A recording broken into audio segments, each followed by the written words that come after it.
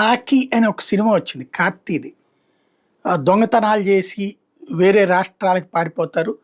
హింసించేస్తారు, చంపేస్తారు, దారుణంగా దుర్మార్గం చేస్తారు. అలాంటి వాళ్ళని వెంటాడతా నెలల తరబడి, ఏళ్ల తరబడి పట్టుకోవడానికి ప్రయత్నించి సక్సెస్ అవుతాడు.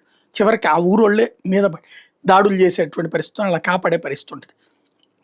ఇప్పుడు మీసాల చంద్రమౌళి విశాఖపట్నానికి సంబంధించినటువంటి సర్కిల్ ఇన్స్పెక్టర్ నిజంగా కాకి హీరోనే అనమాట. ఎందుకంటే ఇవాళ రోజున మాకెందుకు వచ్చిన గోలండి అనుకునే రోజుల్లో 20 తులాల బంగారం 7గురి దగ్గర నుండి దొంగతనం. పేపర్లో రాసుకుని ఎవడో ఎక్కడో దొరికినప్పుడు, బంగారంతో సహా దొరికినప్పుడు వాడి దగ్గర ఒక 100 తులాల బంగారం దొరికితే ఓ 200 కేసులో 300 కేసుల్లో తలా ఇప్పుడు కాసున్నర పోయిందంటే ఓ అరకాసో పావు కాసో ఇచ్చి మొత్తం వచ్చినట్టు రాయించుకుంటూ అట్లాగా భర్తీ చేసుకునే వ్యవహారం కాకుండా దొంగని పట్టుకోవాలి అన్నటువంటి కసితో మనం పొద్దునే చెప్పుకున్నాం. అక్కడ ఏదైతే వలైరే సినిమాకి సంబంధించినటువంటిది, తమిళనాడుకి సంబంధించినటువంటి అజిత్ సినిమాల తరహాలో అక్కడ డీసీపీ ఇన్వెస్టిగేట్ చేశారు అన్నట్టు. డీసీపీ ప్లాన్ చేసుకున్నారు. చంద్రమౌళి, మీసాల చంద్రమౌళి దాన్ని నాయకత్వం వహించుకుని వచ్చారు. అక్కడికి వెళ్ళింది ఆ విజువల్స్ చూస్తుంటే ఉత్తరప్రదేశ్లో దొరికినటువంటి ఆ బవారియా గ్యాంగ్ని కాపాడటానికి ఆ ఊరంతా మీద దాడి చేసింది. ఆ దాడి చేస్తున్నా సరే నిలబడి కలబడి వాళ్ళ నుంచి ఆ నిందితుని పట్టుకురాగలిగారు పోలీసులు. ఆ చంద్రమౌళి గారికి, ఆయన సిబ్బందికి హ్యాట్స్ ఆఫ్ చెప్పాలి. ఎందుకంటే ప్రాణాలకు తెగించి అరాచకాలు చేస్తారు ఇట్లాంటి లంబడి కొడుకులు.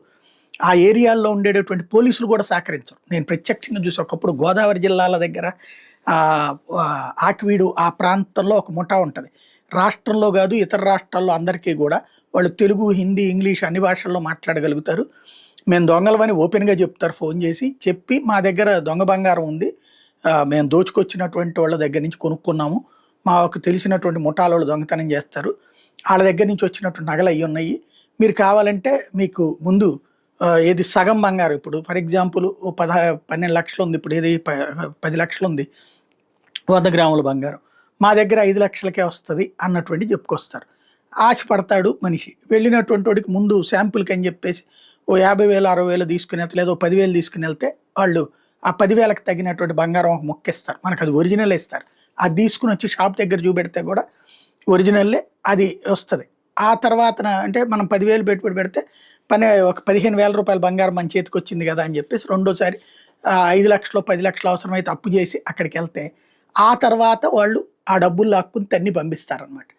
అట్లాంటి దాన్ని ఒకటి బాధితుడు ఒక ఆయన నాకు చెప్తేను, నేను తిరుపతిలో రీజనల్ ఇన్ఛార్జిగా ఉన్న టైంలో చెప్తే అప్పుడు నేను అప్పుడే తర్వాత విజయవాడ ట్రాన్స్ఫర్ అవుతున్నాను మళ్ళీ అక్కడి నుంచి.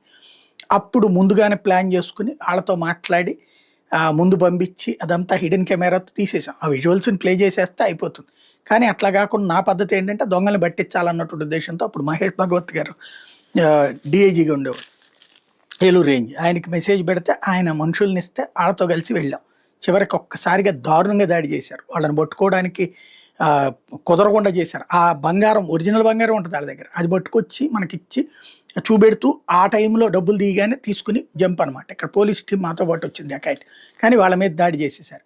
అయితే ఆ తర్వాతన లోకల్ పోలీసుల దగ్గరికి వెళ్తే పోలీసులనే తనినా కూడా కేసు పెట్టలేదు. చివరికి మేము ఈ వీడియో అంతా వేసి వార్త అంతా వేసి డిఐజీ గారు సీరియస్ అయితే అప్పుడు కేసు పెట్టినటువంటి పరిస్థితి ఉంటుంది. అంటే లోకల్గా ఉన్నటువంటి వాళ్ళు భయంతో పోలీసులు వాళ్ళకి లొంగుతారు, లేకపోతే వాళ్ళ దగ్గర నుంచి డబ్బులు తీసి లొంగుతారు. అంటే 2 రకాలు ఉంటుంది అక్కడ. ఎందుకు వీళ్ళు రోజు ఎదురు బోదురుగా ఉండేవాళ్ళు, ఉన్నట్టుండి ఎవడు పేకలు కోసేస్తాడో తెలియదు, ఏం లేదు, అట్లా ఉంటుంది అనమాట. ఇప్పుడు ఆ బనారియా గ్యాంగ్ వాళ్ళు బైకులు దొంగతనం చేసి ఆ దొంగతనంతో ఆ వెహికల్స్ మీద వెళ్ళి చైన్ స్నాచింగ్లు చేసి ఆ డబ్బులతో ఆ గోల్డ్తో ఉత్తరప్రదేశ్ వెళ్ళిపోతారనమాట. అక్కడ హీరోలు ఆ ఊళ్ళల్లో పెద్ద గొప్పోళ్ళ కింద చలామణి అవుతుంటారు. అట్లాంటి వాళ్ళని పట్టుకొచ్చారు, ఊరంతా మీద పడిపోతున్నది. పట్టుకొచ్చారంటే అలాంటి అంటే 20 తులాల బంగారం కోసం ఉత్తరప్రదేశ్ దాకా వెళ్ళి పట్టుకుని అక్కడ అంత హింస మధ్యలో వాళ్ళందరినీ తమ సిబ్బందిని కాపాడుకుంటూ అసలు దొంగని పట్టుకోగలిగారంటే చంద్రబాబు గారు ఆయనతో పాటు వెళ్ళినటువంటి సిబ్బంది అందరికీ హ్యాట్స్ ఆఫ్ చెప్పాలి.